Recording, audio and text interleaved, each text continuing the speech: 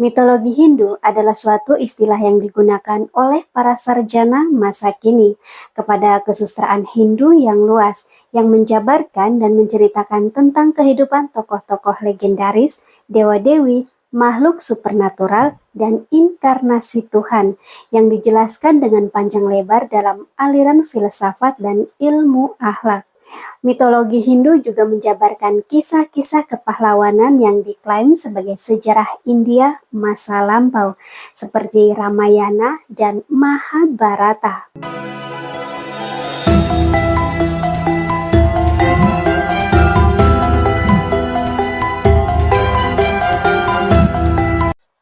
Cerita-cerita dalam mitologi Hindu terjalin dalam 4 jenjang zaman yang disebut Catur Yuga. Masing-masing yuga memiliki karakter yang berbeda, berbagai legenda, kisah tentang dewa-dewi dan awatara diyakini terjadi pada zaman yang berbeda-beda pula. Cerita itu dapat disimak dalam kesusastraan Hindu. Kesusastraan mitologi Hindu terjalin oleh etos agama Weda kuno dan kebudayaan Weda, dan cerita-cerita tersebut didasari oleh sistem filsafat Hindu. Mitologi Hindu umurnya ribuan tahun setua umur agama Hindu. Tahun kemunculan mitologi ini tidak pasti dan sukar diperkirakan secara tepat. Mitologi ini diyakini muncul bersamaan ketika Weda mulai berkembang di anak benua India. Pada saat itu, lagu-lagu pujian pada Weda pertama mulai dinyanyikan. Lagu tersebut memuji-muji alam dan unsur-unsurnya, seperti udara, air, petir, matahari, api, dan sebagainya. Hal tersebut diwujudkan dalam bentuk dewa-dewa yang memiliki gelar masing-masing sesuai dengan unsur alam, seperti Bayu, Baruna, Indra, Surya, Agni, dan sebagainya. Dewi-dewi inilah yang akan menjadi bagian dari mitologi Hindu. Menurut para sarjana masa kini, pada zaman Weda, dewa-dewi dalam mitologi Hindu masih dikonsepkan.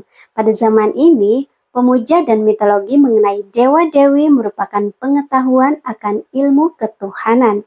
Setelah zaman Weda, disusul oleh kebudayaan zaman Brahmana. Pada zaman ini, ilmu Weda dikembangkan dengan pengetahuan akan upacara keagamaan. Zaman ini ditandai dengan cenderungnya pelaksanaan upacara daripada pengajaran filsafat. Pada zaman ini mulai disusun kitab-kitab yang menceritakan tentang mitologi, legenda, kosmologi, dan sebagainya. Pada zaman Weda, umat Hindu memohon anugerah dari para dewa. Sedangkan pada zaman Brahmana, para dewa memiliki kedudukan yang penting terutama dalam sistem upacara. Mitologi Hindu tak lepas dari cerita para makhluk supranatural seperti misalnya dewa, asura, raksasa, detya, gandharwa, yaksa, dan lain-lain. Makhluk supernatural yang paling terkenal adalah dewa, asura, dan raksasa. Dalam mitologi Hindu dikenal adanya dewa-dewi, yang mana dewa-dewi tersebut merupakan personifikasi dari alam atau sebagai perwujudan dari gelar kemahakuasaan Tuhan. Kepercayaan tentang dewa-dewi dalam agama Hindu sudah muncul sejak zaman Weda, yaitu pada masa agama Hindu baru berkembang. Dewa-dewi banyak disebut-sebut dalam Weda sebagai makhluk di bawah derajat Tuhan.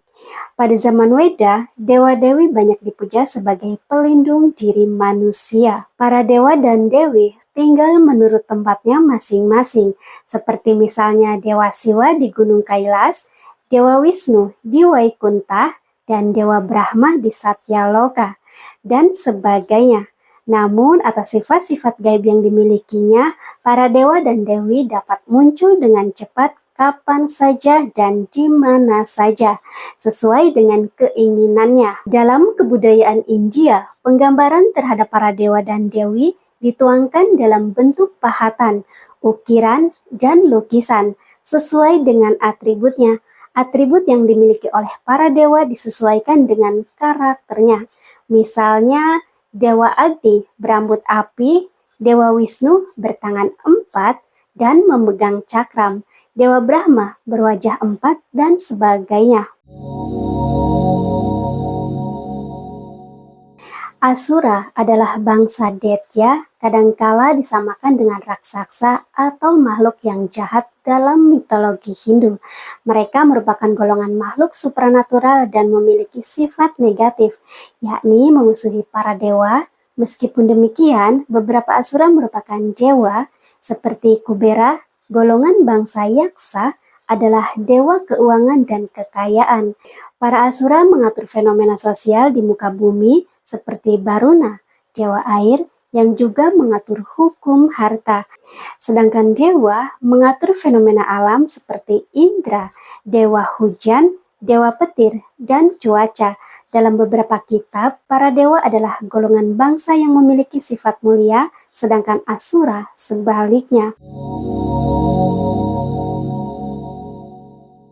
Dalam mitologi Hindu, raksasa adalah makhluk jahat atau jiwa yang bersifat jahat.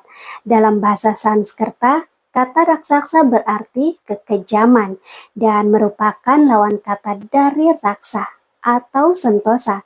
Mereka adalah bangsa pemakan daging manusia atau kanibal.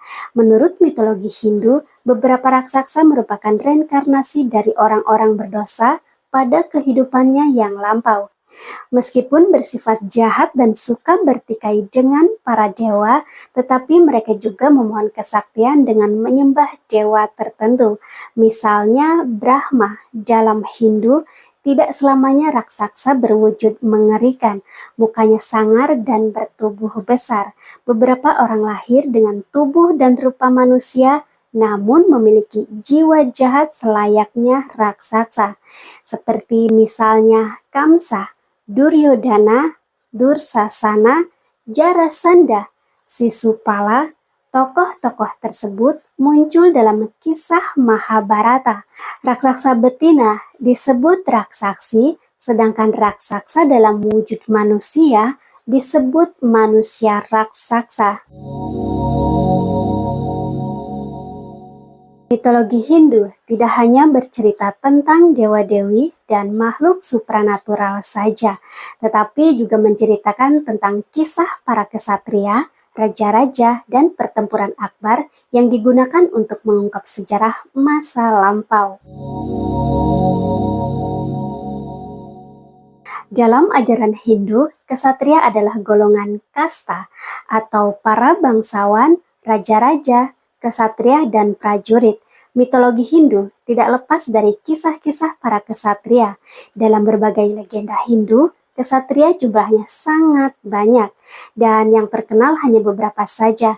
Dalam kitab Purana, kesatria yang paling terkenal adalah Parasurama dan Rama. Mereka adalah awatara Wisnu.